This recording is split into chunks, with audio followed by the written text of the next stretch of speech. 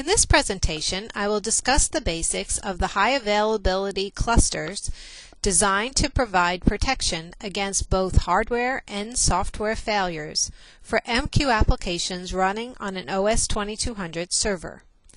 This solution is available from Unisys on the OS 2200 QProcessor devices.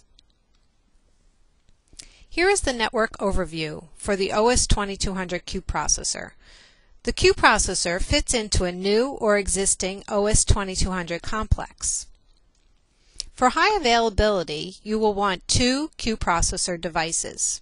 These are connected via their own separate private high-speed LAN called the Application Management LAN or AM LAN. There are also 2 gigabit network switches providing both redundancy and isolation of traffic between the OS 2200 server, the operation servers, and the OS 2200 QProcessors.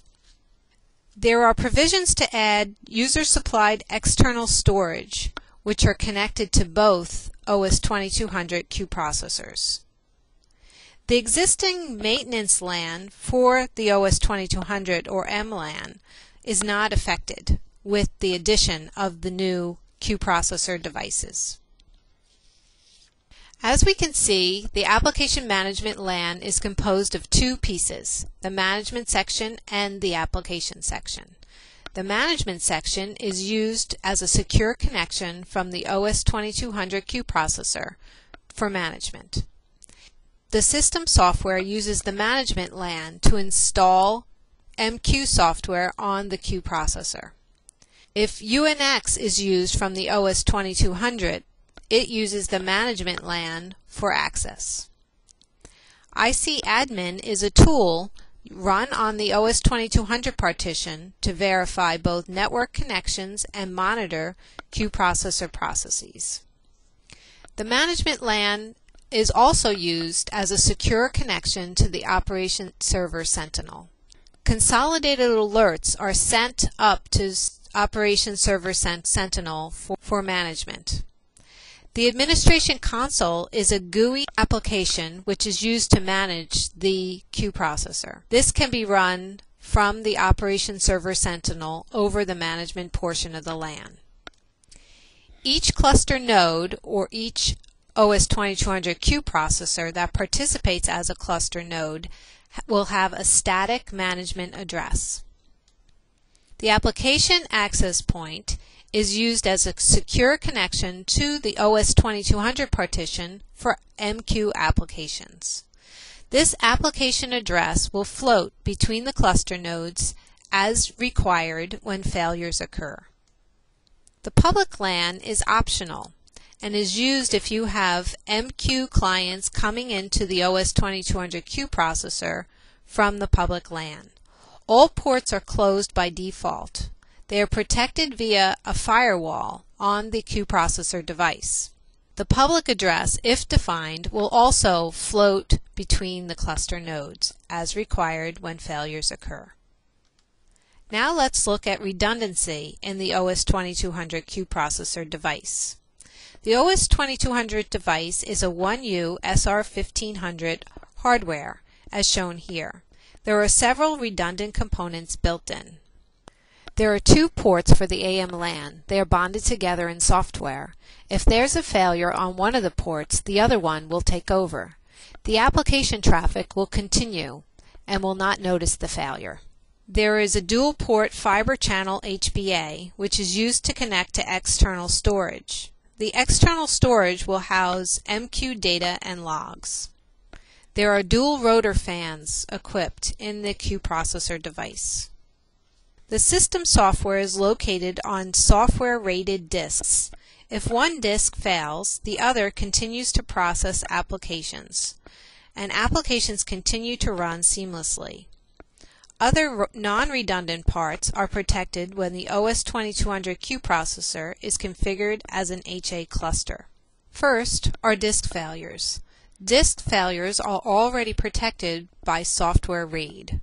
Furthermore, any MQ file system built on top of these disks is monitored for health by the HA cluster software.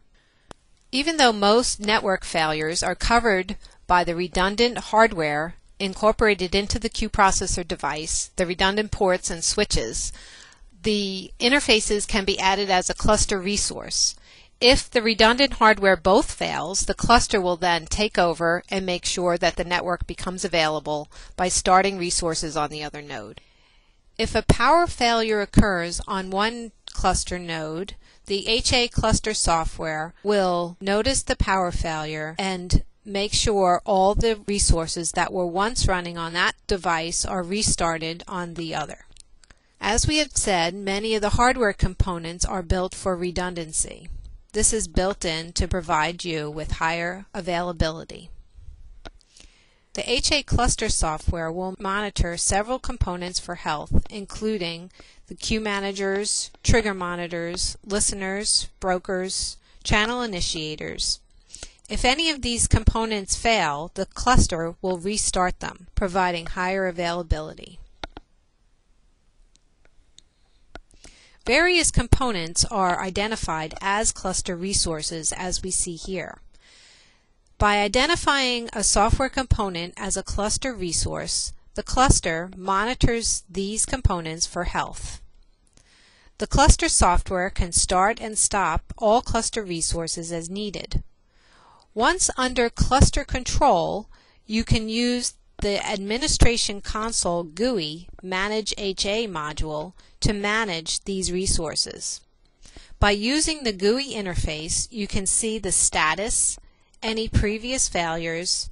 You can bring these resources up and down and move them between your cluster nodes as desired. A resource group is comprised of MQ storage groups. This is the collection of LUNs which house one or more queue managers. Then it also contains network access points. You will have an access point for the 2200 and an optional one or more access points to your public LAN. In the middle are your MQ objects. This will be all the queue managers, brokers, triggers, channel initiators that you would like the cluster to monitor for failure. Each one of these resource groups are assigned to a single WMQ 2200 subsystem. By creating resource groups in this way, you can have a QProcessor cluster pair connect to more than one WMQ 2200.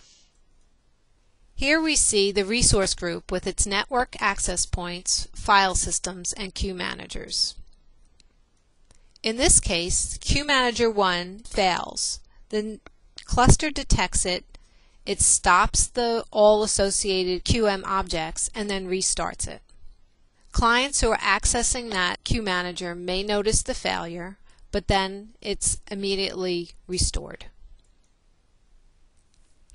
In some cases, the queue manager may stop and reach its migration threshold. So this means it just can't restart itself for some reason, or it's hitting intermittent failures within the configured time. So once the failure migration is hit, the cluster will stop all resources in the group. So QM2, the MQ file system, the network access points, everything gets brought down. The connection to the 2200 is lost, and then the resources are moved over to the second QProcessor and then restarted. The WMQ 2200 subsystem continues to try to connect back to the QProcessor. Since the IP address has floated, the WMQ 2200 subsystem just tries to reconnect. It is unaware of which hardware device you're actually running on. And this provides you with your high availability. This completes this demo.